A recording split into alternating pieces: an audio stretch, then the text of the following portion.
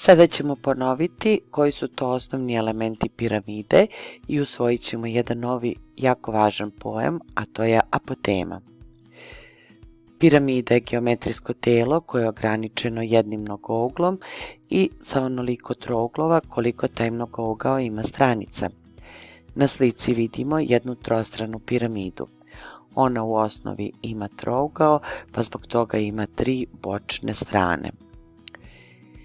Stranice tog mnogougla nazivaju se osnovne ivice, a duži koje spajaju vrh piramide sa temenima baze predstavljaju bočne ivice.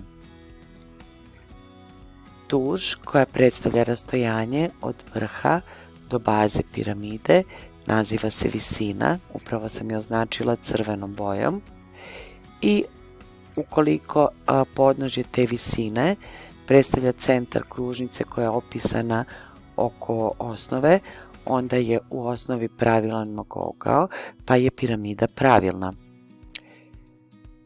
Pravilne piramide, dakle u osnovi imaju pravilne mnogouglove.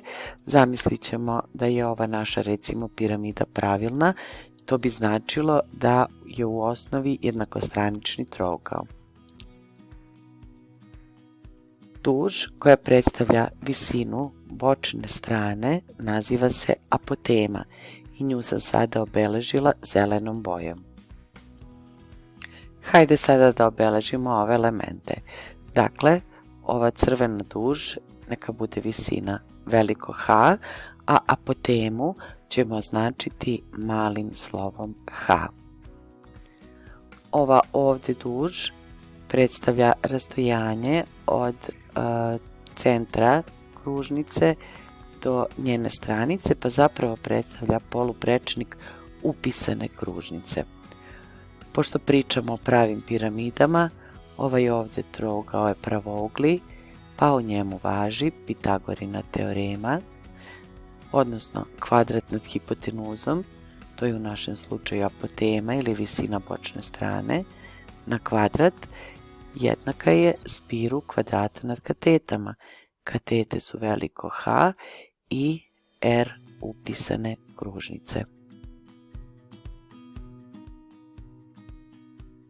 Kada već pričamo o trostranim piramidama, ukoliko je ova trostrana piramida pravilna, znači da u osnovi ima jednakostranični trougao, a poluprečnik upisane kružnice jednakostraničnog trougla predstavlja 1/3 visine. Ja ću visinu označiti sa HA, to je ova ovdje duž.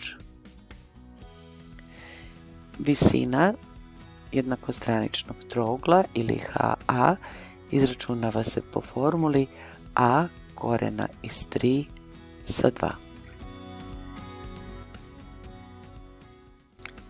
Sa druge strane, ako posmatramo bočnu stranu ove piramide, imajući u vidu da je dole pravilan mnogougao, možemo zaključiti da su sve bočne strane međusobno podudarne i predstavljaju jednakokrake trouglove. Ja ću pokušati sada da skiciram jedan jednakokraki trougao, odnosno ovu ovdje bočnu stranu. Dole je osnovna ivica, a ovo su bočne ivice.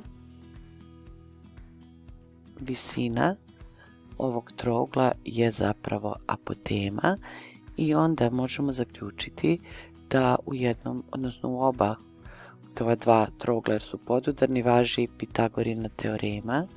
Ova kateta je A pola, pa u ovom slučaju možemo izračunati apotemu preko S i A. Zapravo kvadrat nad hipotenuzom, to je u našem slučaju S, jednak je zbiru kvadrata nad katetama, a to su u ovom slučaju H i A pola.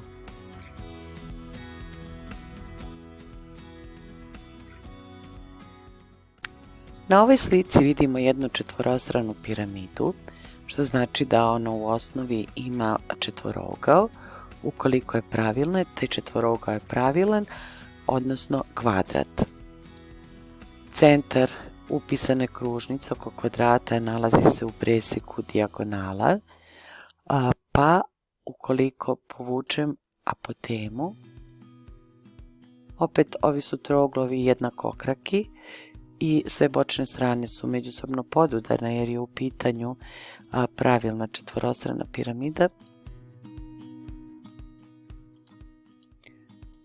Ovo dole je poluprečnik upisane kružnice i ja ću ovu sliku sada opet prebaciti na našu tablu za rad.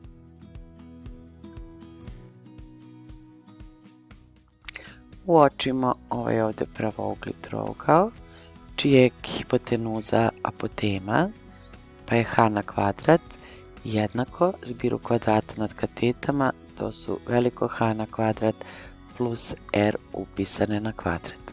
Ako pričamo o pravilnoj četvorostranoj piramidi, njena osnova je kvadrat, pa je formula za izračunavanje poluprečnika upisane kružnice u stvari RU je jednako A pola.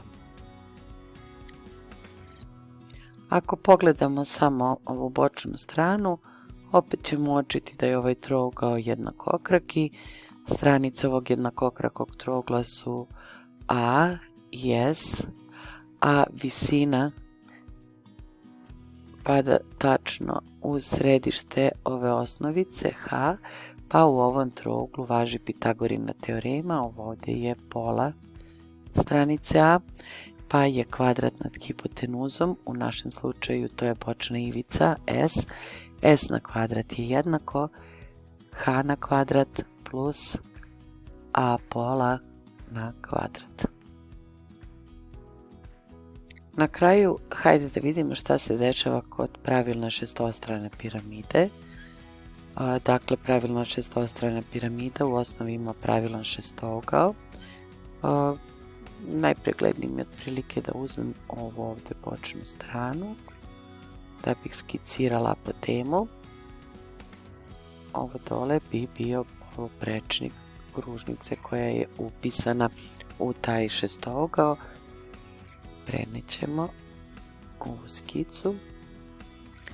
Uočit ćemo opet ovaj ovdje pravougli trougao koji obrazuju visina, apotema i poluprečnik upisane kružnice.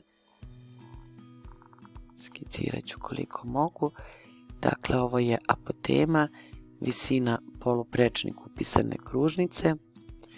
Kvadrat nad hipotenuzom jednak je zbiru kvadrata nad katetama.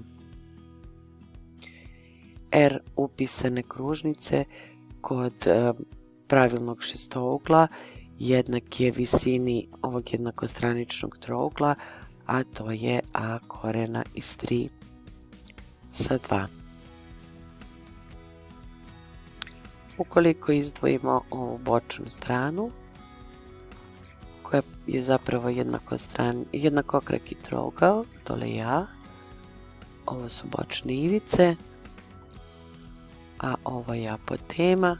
Opet kao i u prethodnim slučajevima imamo pravougli trougao čije su katete apotema i A pola, pa je S na kvadrat jednako H na kvadrat plus A polovina na kvadrat. Za kraj da ponovimo šta smo naučili u ovom videu. Dakle, apotema predstavlja visinu bočne strane i označavamo je malim slovom H. Ukoliko nam je poznata visina i poluprečnik kružnice koja je upisana u osnovu, odnosno bazu, ili ukoliko nam je poznata osnovna ivica, pomoću Pitagorine teoreme možemo izračunati tu apotemu po formuli h na kvadrat je jednako h na kvadrat plus r u na kvadrat.